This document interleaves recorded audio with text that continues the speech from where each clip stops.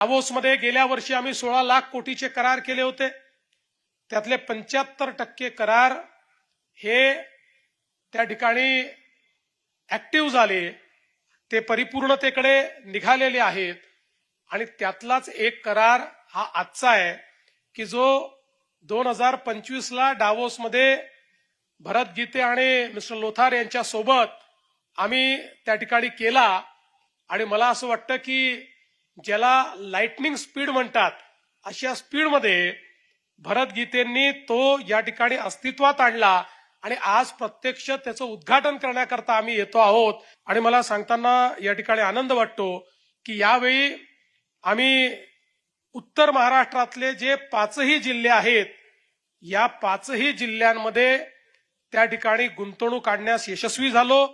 जवळपास 50,000 कोटी रुपयाची गुंतवणूक ही उत्तर महाराष्ट्राच्या या 5 जिल्ह्यांमध्ये या ठिकाणी आपण आणली. आणि त्यात एकट्या नगर जिल्ह्याचा विचार केला तर जवळपास 11,519 कोटी रुपयाची गुंतवणूक ही या नगर जिल्ह्यात होणार आहे, ज्यातनं 18,000 लोकांना त्या ठिकाणी रोजगार मिळणार आहे.